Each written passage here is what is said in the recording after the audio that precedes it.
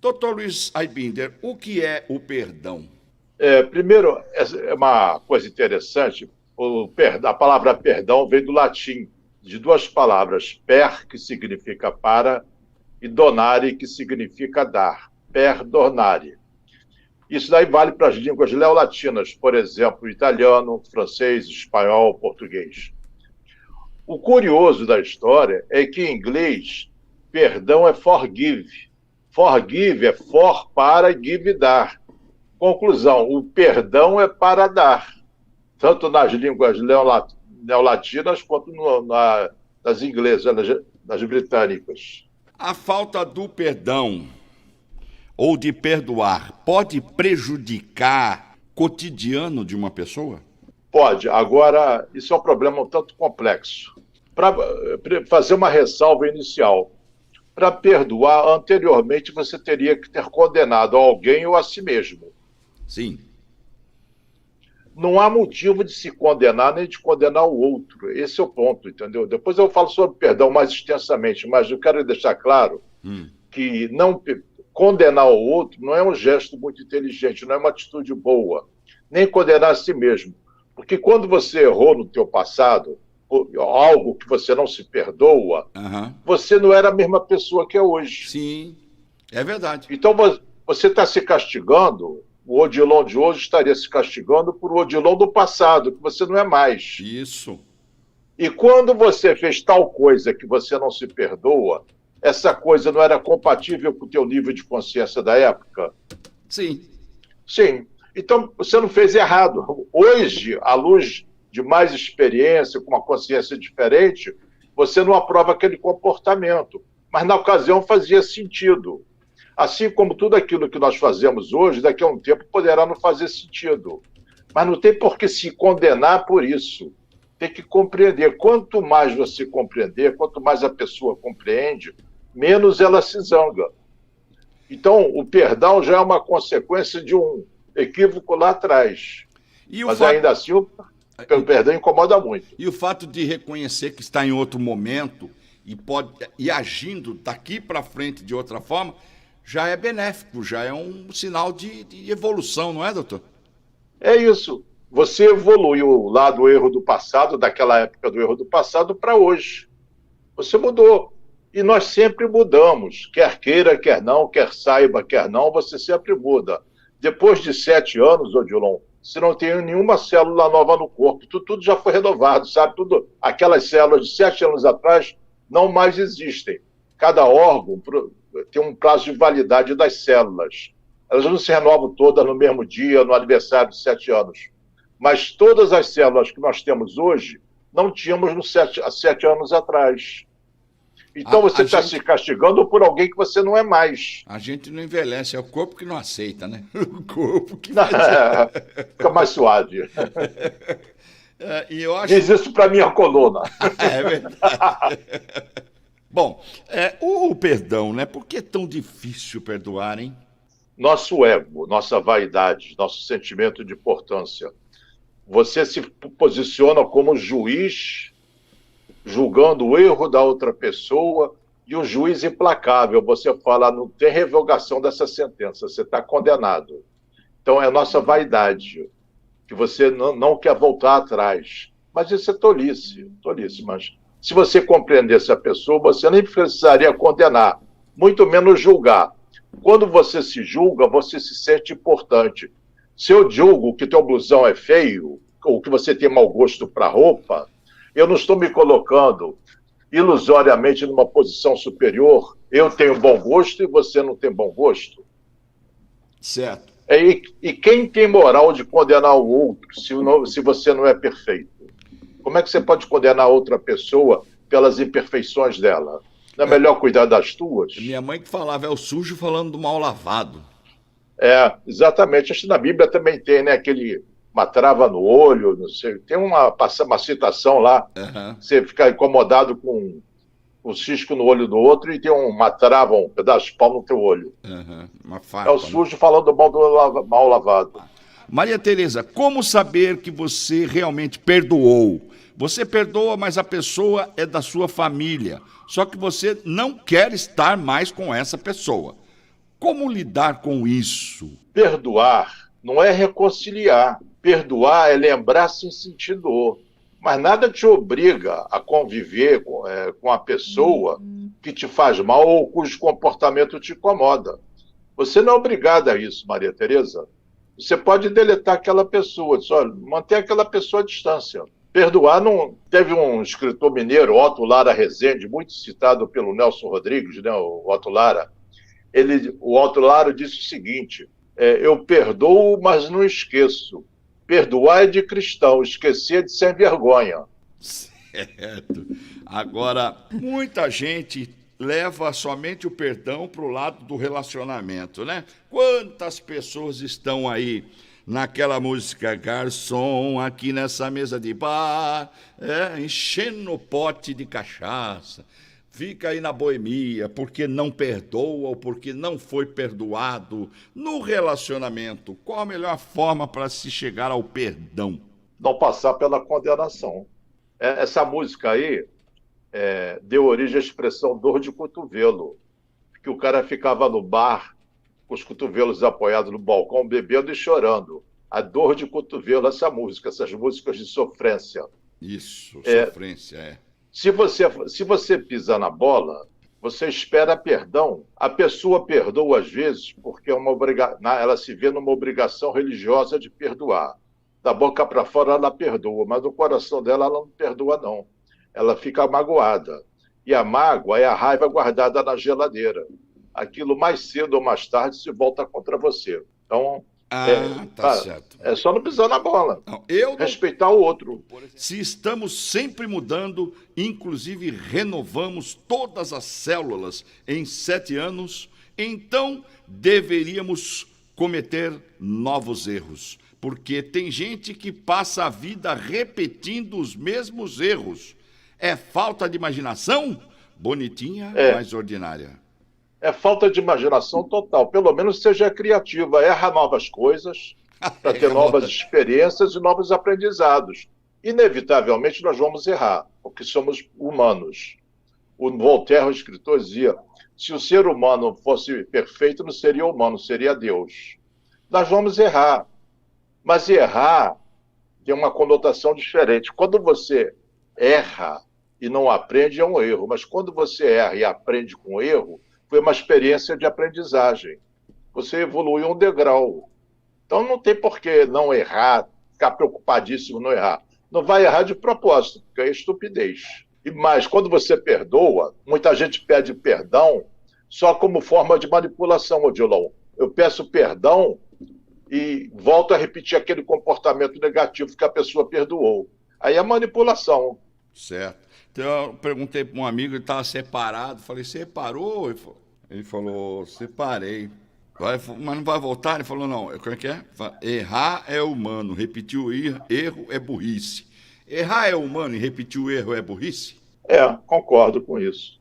Repetir o erro é uma escolha, não é um acidente. Se você errou inadvertidamente, tudo bem, faz parte da tua humanidade. Agora, se você torna a repetir aquele erro, não foi uma escolha, já não é mais um erro. A famosa crise dos 7 anos no casamento, doutor Luiz Aimini, pode ter relação com a mudança das células a cada 7 anos? Não, não tem não. Senão nenhum casamento sobreviveria a 7 anos, para começar. Por que essa crise de 7 anos? Porque nesse período de tempo, a natureza está visando a perpetuação da espécie, não quer saber teu bem-estar emocional, ela não está nem aí para isso. Nesse período de tempo, 7 anos, você conhece a pessoa, se apaixona e se casa, tem um filho, aí quando o filho fica minimamente independente, está na hora de separar. Então, essa é a crise de 7 anos. Acabou aquele ciclo imposto pela natureza. Certo. Mas nem sempre o amor... Às vezes o amor começa até depois de 7 anos. Você vai conhecendo a pessoa real, em vez daquela pessoa que você havia idealizado, você conhece a pessoa real, e aquele desejo, aquela atração que você sentia inicialmente, vai se consolidando em forma de amor, de uma amizade profunda. E tem uma outra música que fala, eu me apaixonei pelo que eu inventei de você. Sempre é assim, sempre é. E mais, não é só quando você se apaixona. Quando você ama alguém, você não ama aquela pessoa específica. Você ama a imagem que você faz dela. Aí, com o tempo, por alguma razão qualquer, você faz uma imagem oposta. Aí você se desapaixona. Você ama teu filho, porque é teu filho. Se fosse o filho do vizinho, você não teria o mesmo sentimento, porque você idealiza aquela pessoa. Então, nós não amamos ninguém, nós amamos a imagem ou odiamos a imagem que formamos da outra pessoa. Como uma pessoa deve agir numa situação que ele está, assim, completamente sufocado no relacionamento falando? Se sente sufocado por situações de que o relacionamento começou de um jeito e no meio do caminho se transformou em outra coisa completamente diferente. A pessoa fica, apesar de estar contrariado naquela situação, continua ali, se autopenitenciando, com medo de sair e não ser perdoado. E como que essa pessoa, o que está faltando para essa pessoa? Primeiro, se você está numa situação ruim, no casamento, entenda que você está preso numa cela que está com a porta aberta. Você sai a hora que quiser. Nada te segura. Mas você, por medo das consequências do que os outros vão pensar, das despesas financeiras que podem ocorrer, e pela comodidade de ficar numa zona, aspas, de conforto, você não promove uma mudança. Aí você prefere ficar infeliz no inferno conhecido do que se arriscar um céu desconhecido. É isso que acontece. Então você pode, muito bem, tomar suas decisões e se orientar por um princípio básico. Por exemplo, teu valor máximo pode ser paz de espírito. Qualquer coisa que contraria esse valor tem que ser aparada ou desligada. Isso. Por que você vai abrir mão de paz de espírito? Não tem uma boa razão para isso. E essa autopenitência que a pessoa fica, poxa, mas como é que a outra pessoa vai ficar? Vai ficar magoada, vai me perdoar? Enquanto ela fica pensando nisso, o tempo vai passando. E ela vai deixando, de repente, a almejar outros leques de felicidade, né? Exatamente. Porque, primeiro, quando o amor não está mais servido, é melhor você sair da mesa. E com essas suposições todas, a pessoa gera ansiedade, porque ela entra naquele ciclo de e se, e se, não sei o que, não sei o que. Esse e se é o passaporte para a ansiedade. Você vai levantar tudo que é a hipótese do mundo. Mas você tem que ver, de uma forma egoísta, positiva, o que é melhor para você. Se você não se cuidar, o que adianta? Aquela orientação no avião, olha, se eu despressurizar a cabine e cair as máscaras, bota a tua primeiro e depois na criança que está do teu lado, porque se você morrer não vai poder ajudar o outro. Você primeiro tem que ser feliz para poder ajudar o outro. E aqui tem o Carlos aqui falando, mas tem idade para essa decisão? Qual decisão? Se separar? Aí ficou aberto aqui, acho que talvez para sair fora ou para depender. Olha, para ser feliz não tem idade. Mas você tem que ter uma certa maturidade, uns 18 anos, sei lá, por aí, para tomar umas decisões mais maduras. Infantilmente, você não pode tomar decisão. Se bem que muito marmanjo velho toma decisão na base do emocional. Eu chamo de sequestro emocional, Odilon. E quando saber, doutor, quando é emocional e quando é já na razão? O sequestro emocional, que eu estava começando a citar, vai responder a isso. Sequestro emocional é quando as tuas emoções assumem o volante e tua razão, teu raciocínio estão algemados e amordaçados dentro da mala do carro. Aí você faz coisas no impulso que não vão acabar bem. Nós somos seres racionais, isso nos diferencia dos animais. Se você não faz uma coisa racional, sem medir as consequências dos teus atos, vai dar ruim. Por exemplo, você fica com raiva de alguém e dá um soco na cara. Olha as consequências. Eu estava com raiva e dei um soco. Tá, mas isso é muito primitivo. Por que o teu raciocínio diz? Você não avalia as consequências de uma agressão? Sim. Tem que avaliar as consequências do nosso comportamento. Todo comportamento tem consequência. Você é livre para escolher, mas é obrigado a colher aquilo que plantou. E é por isso, então, que muita gente não toma decisão com medo da consequência negativa, né? Aquela velha história de querer saber o futuro para depois tomar uma decisão, né? Então, aí fica difícil. Aí a pergunta da Evelyn voltou a perguntar, tá bom, essa crise aí de 7 anos que o senhor falou. Mas por que, doutor, 7 anos e não 6 e nem 8? Porque, como eu falei, Evelyn, é o tempo necessário para o casal se conhecer, se juntar, procriar, e quando a criança está minimamente independente, rapar fora. Bom, deixou 3 pontinhos aqui. A Heloísa Dantas disse: Xiii, sou mestre em C. Agora, o C, a gente pensa um monte de coisa aqui que ela quer. No IC. É o IC que eu me referi. Ah, tá. Ok, está certo. Xiii, sou mestre em IC. Então ela fica presa no IC. Então ela é diplomada em ansiedade. É, diplomada em ansiedade, né? É faixa preta em ansiedade. Isso, isso e aquilo. São pessoas que querem ter certeza. Mas, Odilon, como é que se pode ter certeza no mundo incerto? É verdade. E esse si está no futuro, que não existe. Seria tão bom se as pessoas entendessem, né, que chegou o momento de cada um tomar o seu rumo, mas um poder ajudar o outro à distância, mesmo estando separados, mas fica naquela rivalidade, naquele negócio, né, aqueles pensamentos. Agora vai ter outra, agora vai ter outro.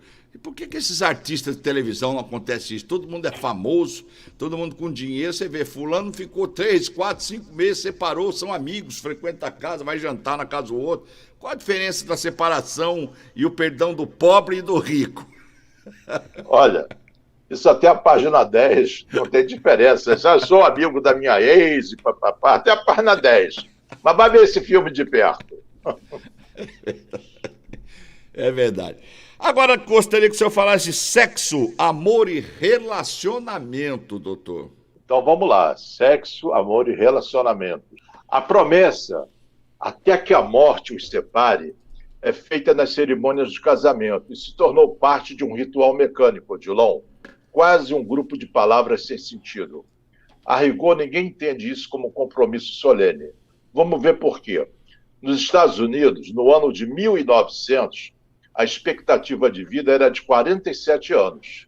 Hoje, a expectativa é por volta de 80 anos. Essa longevidade que vem aumentando à medida que a medicina, as condições de saneamento e alimentação melhoraram, no passado, o ser humano raramente sobrevivia a infecções, guerras, pestes, doenças, epidemias, pandemias, né?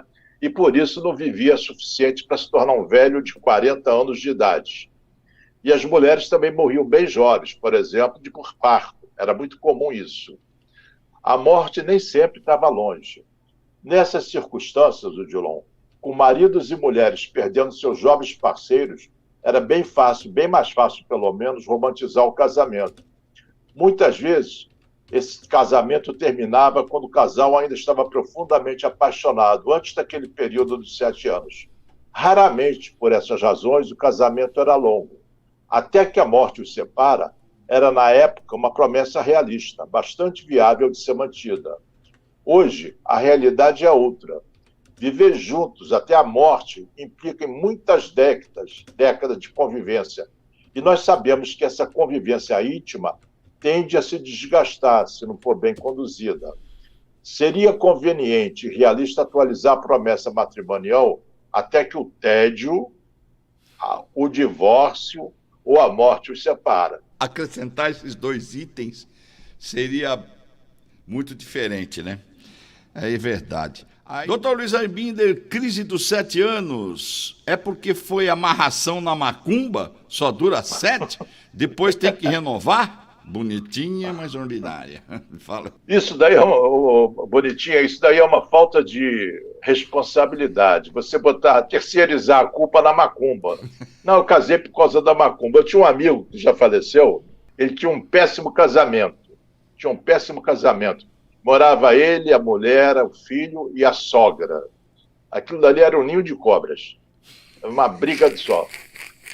E ele me dizia, e acreditava piamente, jurava de pé junto, que ele só tinha casado com aquela mulher porque a sogra fez macumba. Quer dizer, ele era totalmente inocente, ele não escolheu, ele foi só uma vítima da macumba. Então a macumba está botando na conta da macumba. Mas não é verdade, você escolheu casar com aquela pessoa. Então não tem macumba que faça isso, foi você que escolheu. É mais fácil você fugir da responsabilidade, mas não é verdadeiro. E quando você foge da tua responsabilidade, você não pode resolver nada. Não é tua culpa, você não pode fazer nada. Ah, é por causa da minha infância. Não pode mudar a infância, você vai agir do mesmo jeito. É por causa da macumba, que você não pode mudar, vai agir do mesmo jeito. Não fuja da sua responsabilidade. No Alcoólicos Anônimos, primeira reunião, o cara que vai lá convidado, que fala que está interessado, ele diz, eu sou fulano de tal e sou alcoólatra. Enquanto ele não assume essa responsabilidade, ele fala assim, eu não sou alcoólatra, faz mal tomar mais umazinha de vez em quando. A Maria Tereza dizendo, sequestro emocional. Meu filho de 37 anos ainda é assim. Ele sofre por isso. E eu também. O que fazer? Eu não entendi muito bem. Quer dizer, o sequestro emocional, eu falei. Que sim. você age baseado nas emoções e não na razão. Ela age assim. Ela e o filho dela com 37 anos. E ele sofre por isso. E ela também. Ele é imaturo e ela sofre pela imaturidade dele. Pelo que eu estou entendendo. Ele teria que fazer um tratamento psicológico para ver se cresce. Sabe? Se ele assume a responsabilidade, se ele passa a controlar seus próprios impulsos. Se você não é um animal, você é um ser racional. Você não está usando essa prerrogativa humana de ser racional. Você se deixa levar pelas emoções. E algumas pessoas ainda se orgulham. Não, eu sou intenso. Quando ela fala sou intenso, eu digo, é neurótico. Já começa a botar o pé atrás. Eu sou intenso significa que eu não controlo minhas emoções. Não é para abolir as emoções, porque não dá para apagar as emoções. Você pode ter emoções, mas não deixar que as emoções te tenham. Você domina as suas emoções, mas não se deixa ser dominado por elas. É o caso do filho da Maria Tereza, provavelmente. Pergunta que não quer calar. Perdoar ou se perdoar já é uma forma de aceitar a realidade? Beijos. É uma forma de aceitar a realidade. Você entende que você ou a outra pessoa não são perfeitos e vão incorrer em erros. O outro, a vítima do teu erro, que vai julgar aquilo como imperdoável. Mas quando você se aceita, você fica em paz. Se você se aceita plenamente, você nem precisa de perdão. Você fala, eu sou o que eu sou. Cometi meus erros, vou corrigindo aquilo que me incomoda, que eu posso corrigir. Mas não precisa se condenar, Elaine, não precisa. Aceite as suas imperfeições. Aceite a si mesmo com suas qualidades e com seus defeitos, mas não os defeitos que te incomodam. Quanto a esses, você vai trabalhando para modificar. Mas não fique preocupada, que a lista é grande, mesmo quando você morrer, ainda vai ter defeito para corrigir. Então não fica, vai corrigindo aos poucos, sem se punir, sem se julgar, sem se condenar, e sempre se aceitando. Mas sabe que tem um que o senhor falou agora aí, que também abre um leque de discussão, que é o sou o que sou. Eu sou o que eu sou, é o lema do Popeye e o Marinheiro. Lembra aquele desenho animado que tinha na televisão? Popeye, do Sailor Man, ele cantava uma musicazinha. I am what I am, eu sou quem eu sou. Então, você não é outra pessoa, você é você, seja autêntico. A Elaine falou, que maravilha, obrigado pela resposta. Gostou lá, tá? A Kátia diz o seguinte, doutor Luiz Aibinder, eu tenho dificuldade de perdoar. Logo de cara, ignoro a criatura e só depois de um longo tempo o perdão vem. Automaticamente, só não esqueço o fato, porém, já não causa mais dor. Isso é grave? Não, porque o perdão significa lembrar sem sentir dor. Você se lembra o que a pessoa te fez, mas aquilo não te dói mais. Tem um provérbio grego, diz, não chore velhas dores com lágrimas novas. E as pessoas ficam se lamentando que o marido deixou, que a mulher deixou, por anos, por séculos, ficam chorando com lágrimas novas, um fato que já passou. Esse páreo já correu, como eu falei anteriormente, a roda do tempo não gira para trás. Você tá mantendo a ferida aberta. Passou. O Shakespeare disse que não perdoar é tomar veneno esperando que outra pessoa morra. Então é inteligente perdoar. Nem era necessário perdoar, porque teria antes ter a condenação que eu me referi. A pessoa fez o que fez, tudo bem. Vai, vida que segue. Eu vou fazer uma homenagem aqui para o nosso Matheus, né, que é o nosso gerente de TI aqui, e vou citar um trecho bíblico que fala sobre perdão e é justamente, sabe onde? Onde, Matheus? Mateus 18, 21 e 22. Está lá assim, ó, no trechinho na Bíblia, dizendo o seguinte: Então Pedro, aproximando-se dele, lhe perguntou: Senhor, até quantas vezes pecará meu irmão contra mim? Eu hei de lhe perdoar? Até 7? E Jesus respondeu: Não te digo até 7, mas até 70 vezes 7. Então, você tem que perdoar o quantas vezes for necessário. Doutor Luiz Aibinder. Eu acho que quem dá outra face acaba levando 2 bofetadas. Sim, mas o perdão não é dar outra face. O perdão é entender e compreender aquela explicação, não é isso? Até quando? Infinitamente? Até quando você... Ah, sim. Da mesma pessoa, não, né? Mas de pessoas diferentes tem que entender. Não, é um perdão só, não são 70 vezes 7. 70 vezes 7, porque o perdão não necessariamente é a mesma pessoa, né? Escuta, se você ficar perdoando assim, largamente, você se torna um saco de pancada dos outros. Certo. Eu não sou tão sublime assim. Pensa bem, você perdoa quem te faz mal. 1, 2, 10, 20, 50, sei lá quantas pessoas. Você não vira um saco de pancadas? Pequenas concessões dão espaço a grandes invasões, Odilon. Se você afrouxa numa situação, não bota limites, o que vai acontecer? As outras pessoas vão invadir o teu terreno. O João Carlos... Você não botou limite. Então... Tua casa, com certeza, tem porta. É um limite para ninguém selecionar quem vai entrar. Então, João... Não permita tão... Aqui, doutor, baseado nisso, há alguma situação em que o perdão não é possível? O perdão não é necessário se não houver condenação. O perdão não é possível quando a pessoa faz pela segunda vez a mesma coisa. Você perdoou uma vez.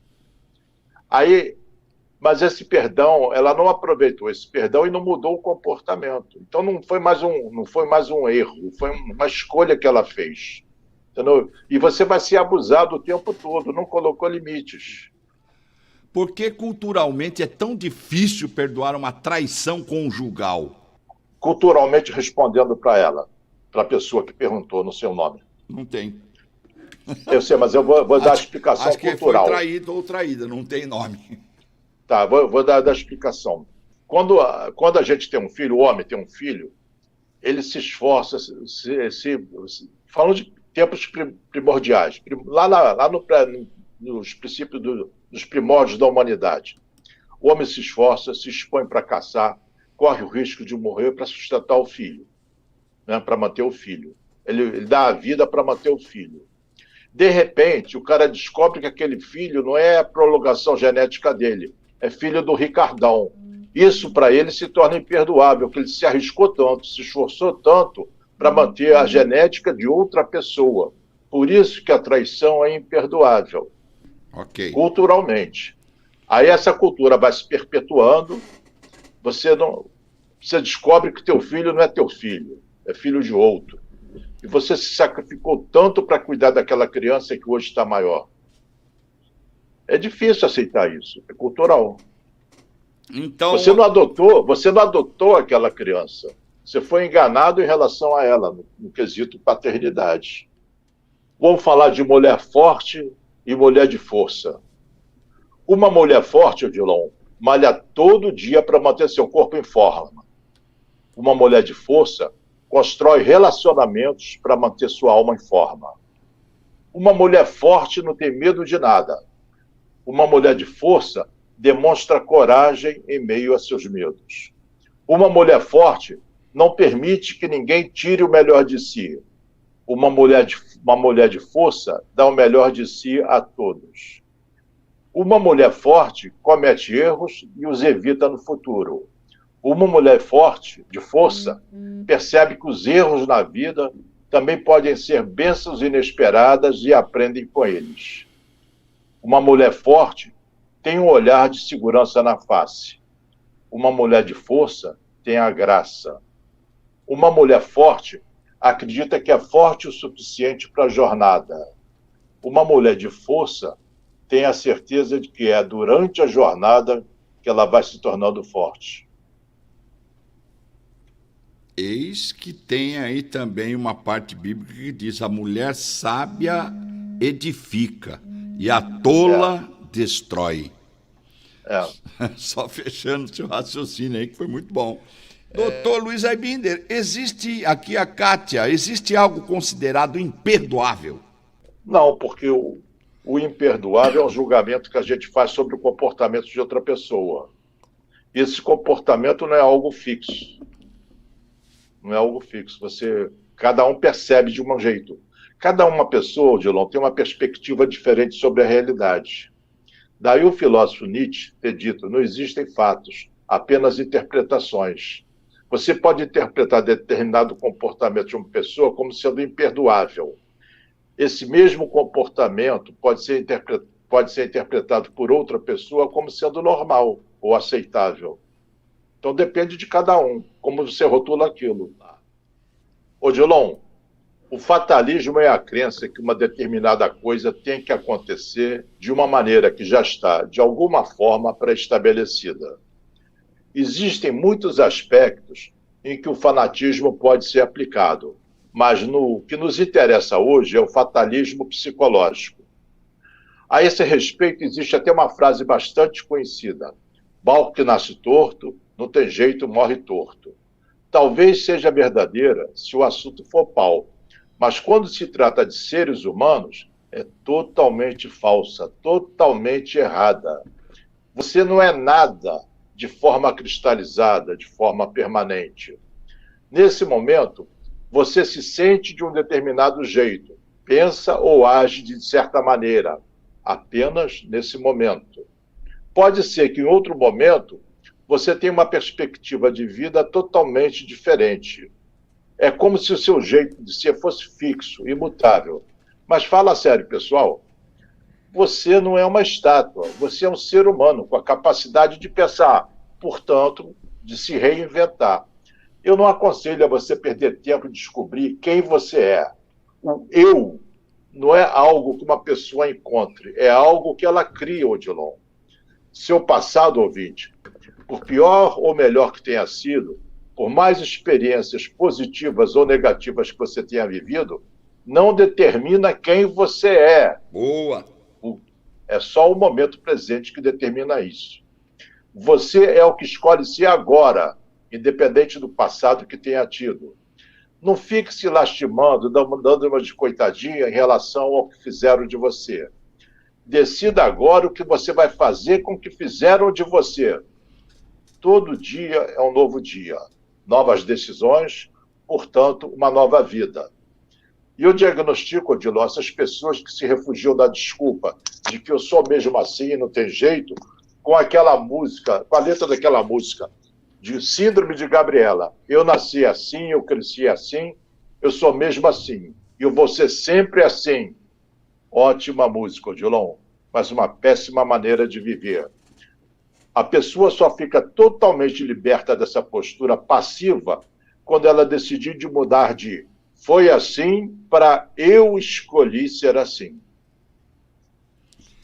Dá licença, eu vou sair porque o senhor falou para mim, já escutei tudo que tinha que escutar hoje. Olha, maravilhoso essa palavra de fogo, manda para mim, porque eu vou botar num quadro e vou olhar todo dia para ela, porque ela é sensacional. E é exatamente isso. Exatamente isso. É aquelas histórias de criar ditados que não tem nada a ver. Por exemplo, a pessoa fica falando: Deus escreve certos por linhas tortas. Está errado. Deus escreve certo na linha certa mesmo. Você que está falando que a linha é torta. Torto é você. Deus é certo. Ele já sabe o que ele tem preparado para você. Agora, doutor Luiz Aibinder é o senhor matou a pau agora, essa sexta-feira de hoje o senhor vai levar 10 depois desse pensamento aí. Não, pelo elogio eu queria 20.